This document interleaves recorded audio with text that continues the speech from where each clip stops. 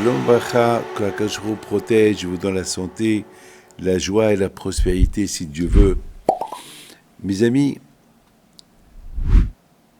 une fois, Rabbi Shimon Bar Yochai alav Shalom, il a entendu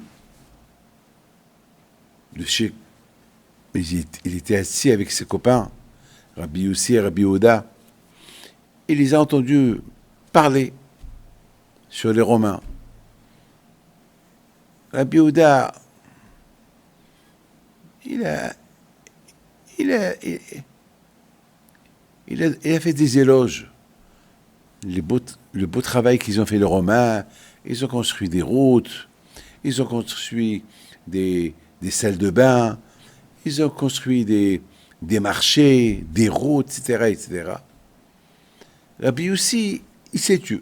Il n'a pas parlé ni mauvais, ni mal, ni bien, ni mauvais. Il s'est tué.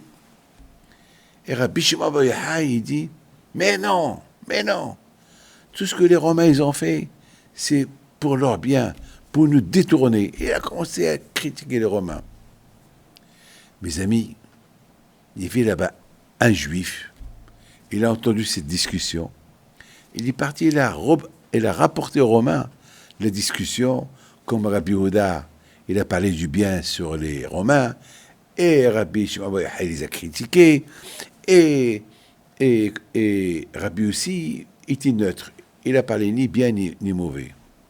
Alors tout de suite, ils ont décrété que Rabbi Shimon Bar Yochai est condamné à mort. Rabbi aussi, parce qu'il n'a pas donné des éloges aux Romains, il doit s'exiler.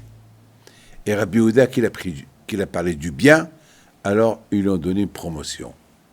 Que chaque fois que les Juifs ils font une réunion, c'est Rabbi Oda le premier qui doit être invité. Tous les honneurs arrivent à Rabbi Oda. Voilà. Alors, Rabbi Shimon Bar Yochai, lorsqu'il a entendu que les Romains l'ont condamné à mort, alors il s'est sauvé. Et il s'est sauvé avec Rabbi Elazar, son fils. Ils sont partis dans une grotte. Ils sont restés là-bas pendant 13 ans. 13 ans plus tard, il y a une voix du ciel qui sort et qui dit « Rabbi Elazar, Rabbi Shimon, sortez de votre cachette parce que les décrets contre vous, c'est passé à l'oubli, c'est maintenant, vous pouvez sortir, il n'y a pas de problème. » Ça y est. Mes amis, je me suis posé une question. Pourquoi Akadosh Baruch Hu il a fait à ce que Rabbi Shimon Bar Yochai il a peur? Rabbi Shimon Bar Yochai, c'est un faiseur de miracles. Rabbi Shimon Bar Yochai, vous savez, c'est un lion. Qui peut le toucher? Vous n'avez aucune imagination. Vous savez que le regard de Rabbi Shimon Bar Yochai, il brûlait les gens. Vous savez, le monsieur-là, qu'il est parti reporter aux Romains que Rabbi Shimon Bar Yochai les a critiqués, un jour, une fois qu'il est sorti de la grotte, 13 ans plus tard, il l'a vu. Il lui a dit, tu es encore vivant? Il l'a regardé, le monsieur, il est mort. Alors, mes amis, je ne comprends pas. Pourquoi, mes amis, Hachem, il n'a pas fait que Rabbi Shimon Bar Yochai, il se défend. Lorsqu'ils vont venir pour l'arrêter, eh bien, ils vont mourir. Vous savez que Rabbi Meir Baal HaNes, aussi, il y avait une histoire avec lui comme ça. Une fois les Romains, ils ont voulu comment ça s'appelle, le tuer, et tout de suite, il a fait ce qu'il a fait, et les Romains, ils l'ont pas touché, ils l'ont pas tué. Donc, Rabbi Shimon Bar Yochai peut faire pareil. Mes amis, il y a beaucoup de tzadikim, ils ne se sont jamais laissés faire. Pourquoi Rabbi Shimon Bar Yochai se laisse faire?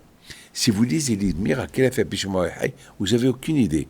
Alors, je ne comprends pas pourquoi Hachem, il a fait que Rabbi Shimon Bar Yochai, il souffre 13 ans dans une grotte.